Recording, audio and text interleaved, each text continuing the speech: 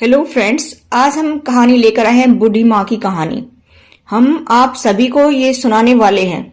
दोस्तों, चिड़िया वाली बूढ़ी माँ का मंदिर जो कि गुजरात में स्थित है, ये एक सच्ची कहानी है। दोस्तों, कौन है ये चिड़िया वाली बूढ़ी माँ? क्या है चिड़िया की कहानी? आइए जानते हैं।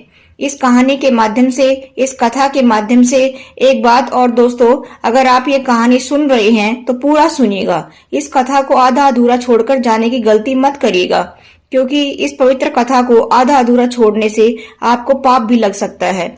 इसलिए इस कथा को पूरा सुनिए। आप शिव भक्त हैं तो भोलेनाथ का अनादर ना करें। इससे पहले कि हम कहानी को शुरू करें, आप हमारे चैनल को सब्सक्राइब कर लीजिए और वीडियो को लाइक करिए। कमेंट में लिखिएगा हर हर महादेव। तो चलिए शुरू करते हैं। विश्व प्रसिद्ध बनारस के विश्वनाथ मंदिर काशी विश्वनाथ का दर्शन करते हुए हम इस कहानी को शुरू कर। पक्षी महादेव की आराधना करने लगता है और घंटा घंटा बैठे महादेव की भक्ति में ही लीन रहते हैं।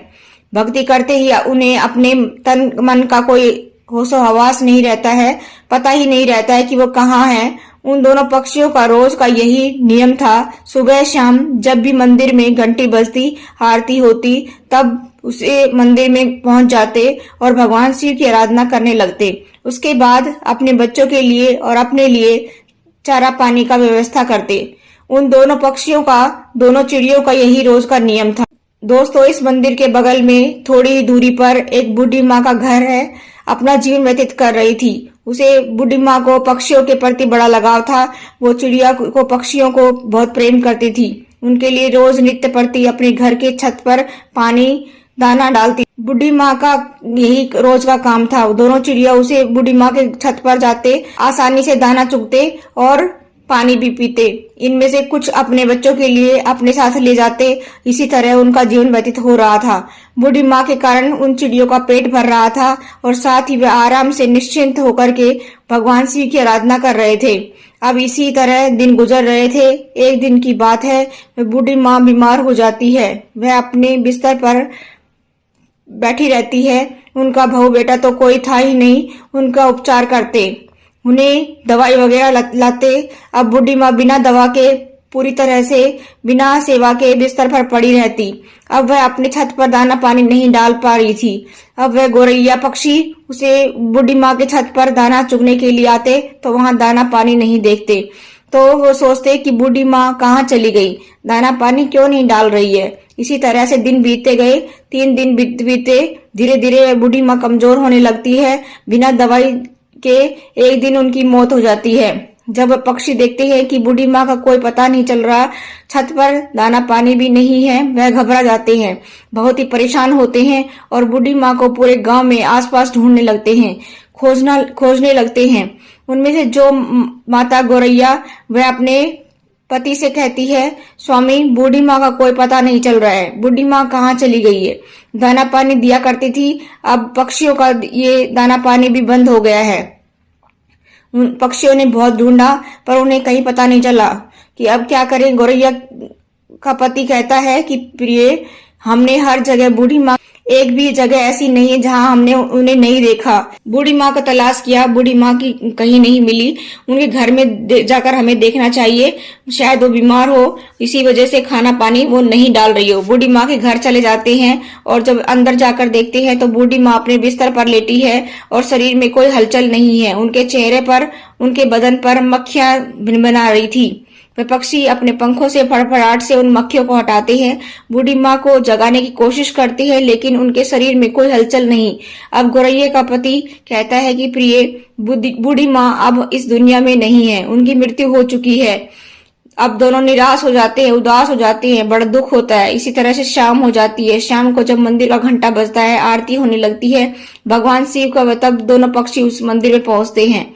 उनका जाप करने का टाइम होता है, जाप करने लगते हैं। घंटा बीतता है, 2 घंटे बीतते हैं। इसी तरह बहुत लंबा समय बीत जाता है। इसी तरह बिना खाए पिए लगातार महादेव की भक्ति करते रहते हैं। 1 महीना बीत जाता है। उन पक्षियों ने महादेव की भक्ति करना छोड़ा नहीं। महादेव की भक्ति करते हैं और ये चीज देख करके महादेव भोलेनाथ बड़े प्रसन्न होते हैं। उन पक्षियों को दर्शन देते हैं और कहते हैं तुम जो मांगोगे दूंगा। तुम्हारी भक्ति से, इस अखंड भक्ति से बड़ा प्रसन्न हूँ। छोटी सी जान होते हुए तुमने अपने औकात से बाहर, अपनी क्षमता से बाहर भक्ति किए है, इसलिए मैं बहुत ज्यादा प्रसन्न हूँ। तुम जो मांगोगे मैं तुम्हें दूंगा। गौरैया ने कहा, प्रभु हमें कुछ नहीं चाहिए, हमें बस एक चीज चाहिए, आप हमारी उस बूढ़ी माँ को, उस पुण्य आत्मा को फिर से हमें लौटा दीजिए, उन्हें जीवित कर दीजिए, बस हमें यही चाहिए, तुम और कुछ मांग लो। अब उसे चिड़िया ने कहा, नहीं भोलेनाथ, हमें कुछ नहीं चाहिए, हमें बस बूढ़ी माँ चाहिए और कुछ नहीं, आप हमें वापस कर दीजिए। तब भोलेनाथ ने कहा, पक्षियों अब वह बूढ़ी माँ नहीं रहा, उसमें कीड़े निकलने लगे हैं, उस शरीर के छोटे छोटे भाग हो गए हैं। पति पत्नी दोनों ही अफसोस करने लगते हैं। प्रभु आपने हमें वचन दिया था कि तुम जो मांगोगे मैं दूंगा, तो प्रभु आप अपने वचन से पीछे हट रहे हैं। भोलेनाथ आप अपने वचन से फिर रहे हैं। तब भगवान शिव ने कहा, बूढ़ी माँ मैंने तुम्हारे कारण नहीं जीवित किया, मैंने तो उन दो पक्षियों के लिए जीवित किया है। उन दोनों पक्षियों ने मेरी भक्ति की है, दिन रात बिना खाए पिए, और उन्होंने पूजा की है, मेरी आराधना की है, इसी कारण से मैंने उन्हें आशीर्वाद दिया था। उन्हीं की वजह से तुम आज जीवित हो, इस धरती पर हो, और पक्षी और कोई नहीं। जो तुम्हारे छत पर गौरैया पक्षी जोड़े के साथ में दाना पानी चुगने आते हैं, उनकी भक्ति के कारण तुम आज जीवित हो। और उसे बूढ़ी माँ ने दंडवत प्रणाम किया। फिर भोलेनाथ वहां से अंतर्ध्यान हो गए। फिर बूढ़ी माँ फिर से अपने छत पर दाना पानी डालने लगी, और वो पक्षी, गौरैया पक्षी का जोड़ा उस माँ के छत पर जाकर के दाना पानी चुगने लगे। तुम मेरे घर पर ही वास करो और नित्य प्रति मेरी आंखों के सामने रहो। अब ये सुनने के बाद उसे बूढ़ी माँ का प्रस्ताव स्वीकार करना पड़ा, और बूढ़ी माँ के घर आकर के बूढ़ी माँ उनके पास आती और भगवान भोलेनाथ के नाम पर पूजा पाठ कर दिया करती थी। तब उन लोगों का दुख दूर हो जा। धीरे धीरे बूढ़ी माँ ठीक होने लगी और उसकी ख्याति दूर दूर तक फैलने लगी। दूर दूर से लोग उस बूढ़ी माँ के पास अपना इलाज करने के लिए, अपनी तकलीफों को दूर करने के लिए आया करते हैं। इसी प्रकार बहुत दिन हो जाते हैं जब बूढ़ी माँ जीवित स्थान पर अपने इस घर पर समाधि ले लेती है। इस समाधि स्थल पर उसे बूढ़ी माँ का एक भव्य मंदिर है। वह मंदिर गुजरात में स्थित है। दोस्तों, उस मंदिर की बहुत दूर दूर तक ख्याति है। लोग कहते हैं कि किसी को भी कोई तकलीफ होती है उसमें राहत होती है, शारीरिक कष्ट से राहत मिलती है, कोई रोग होता है तो वो भी ठीक हो जाता है। अगर कोई सही ढंग से पूजा पाठ करता है तो उसकी सारी तकलीफें दूर हो जाती है। दोस्तों, एक गौरैया पक्षी ने उस बूढ़ी माँ को कैसे अपनी अखंड भक्ति से जीवित कर दिया। भोलेनाथ की कृपा से वो बूढ़ी माँ जीवित हो गई, और हमें कभी किसी दूसरे पर निर्भर नहीं रहना चाहिए। दोस्तों, जब तक बूढ़ी माँ जीवित थी तो दोनों पक्षी उस माँ के ऊपर आश्रित थे।